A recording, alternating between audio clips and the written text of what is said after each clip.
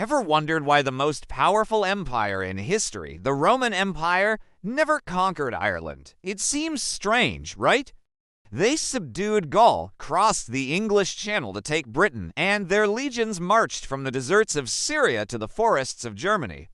But Ireland, just a stone's throw away, remained untouched. The Romans called it Hibernia, the land of winter, a mysterious island shrouded in mist and legend.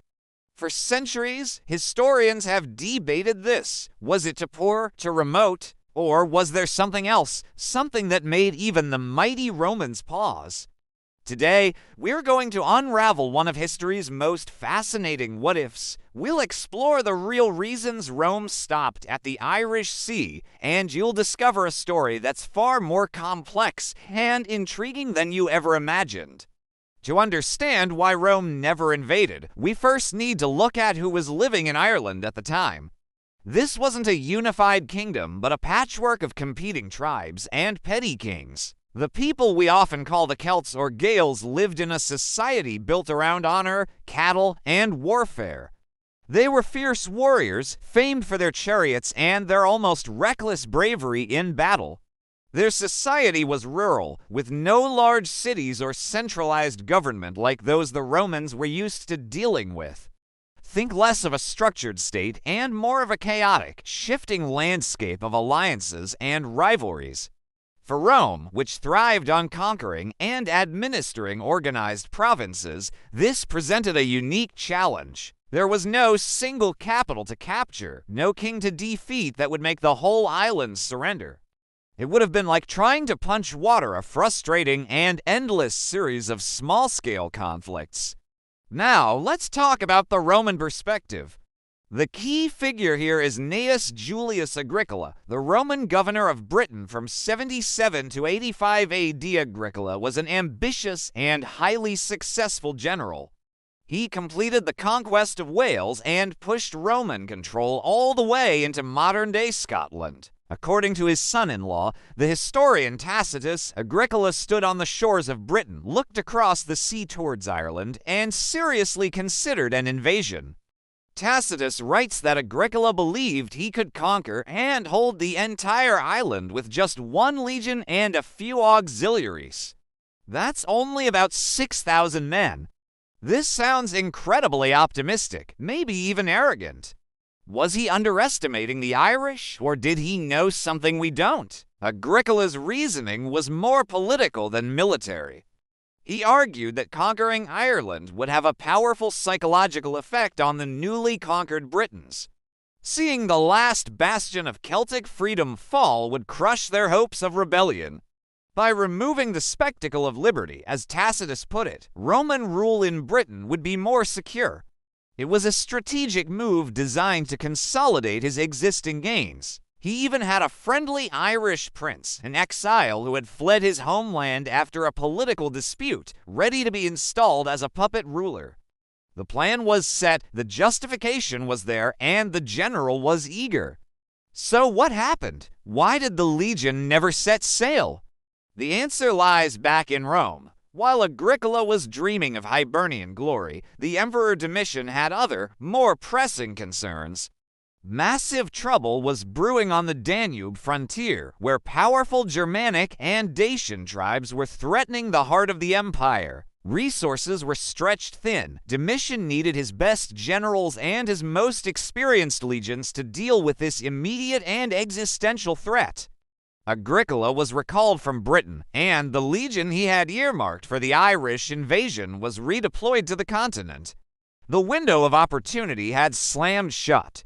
The strategic focus of the empire shifted from westward expansion to eastern defense, and Ireland was simply forgotten. It was no longer a priority. But was that the only reason? Let's consider the economics. The Romans were practical people. Conquest was expensive, but it was usually profitable.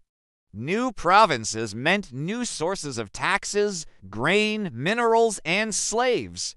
The question is, what did Ireland have to offer? From the Roman point of view, not much.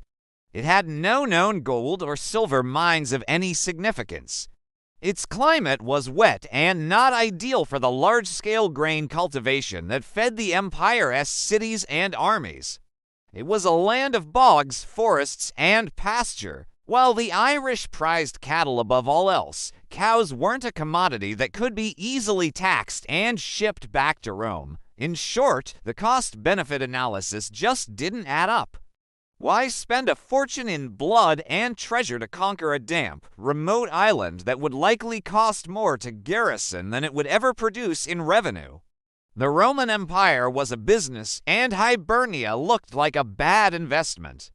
However, just because they didn't invade doesn't mean they had no contact. In fact, archaeological evidence tells a different story, a story of trade, not conquest.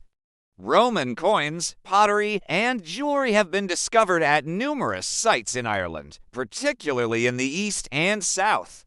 This suggests a lively and consistent trading relationship. The Irish were likely trading things the Romans did want, things like high-quality leather, hunting dogs, and perhaps even slaves in exchange for Roman luxury goods like wine and fine tableware.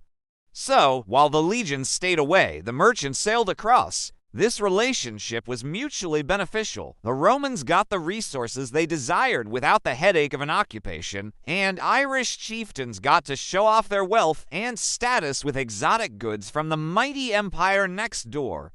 There's one more fascinating theory we need to explore. Some historians have suggested that the Romans intentionally left Ireland as a sort of wild frontier, a safety valve. By not conquering it, they created a destination for troublemakers, dissidents, and refugees from Roman Britain. Anyone unhappy with Roman rule could flee across the sea to Ireland. This might sound counterintuitive, but it could have been a clever form of crowd control. It was easier to let the malcontents leave than to fight them at home. Ireland became an outlet for anti-Roman sentiment, keeping Britain itself more stable and peaceful. It was a subtle but potentially effective strategy of passive containment. So, let's bring it all together. Why did Rome never conquer Ireland? It wasn't one single reason, but a perfect storm of factors. First, the political will vanished. The military crisis on the Danube frontier diverted the resources and attention that would have been needed for an invasion. The moment passed, and it never came again. Second, the economic incentive simply wasn't there. Ireland was perceived as poor and offered little return on the massive investment a conquest would require. It was simply not worth the trouble. Third, the nature of Irish society fragmented and rural made it a logistical nightmare to conquer and administer compared to other territories. Finally, a robust trading relationship gave the Romans access to Irish goods without the need for military occupation. The story of Rome and Ireland is a powerful reminder that history is not just a tale of battles and conquests. It's also a story of economics, politics, and practical decisions. The Roman Empire, for all its power, was not an unstoppable force. It made calculated choices based on its priorities and resources. In the grand chess game of empire, Hibernia was a piece that was ultimately deemed not worth capturing. And because of that decision, made in the halls of power in Rome and on the battlefields of the Danube, Ireland was able to develop along its own unique path, preserving a culture and identity that might have otherwise been lost to history. Thank you so much for joining me on this journey back in time. If you found this story as fascinating as I do, please hit that like button and subscribe for more dives into the forgotten corners of history. Let me know in the comments what other historical mysteries you'd like to see us explore. Until next time, stay curious.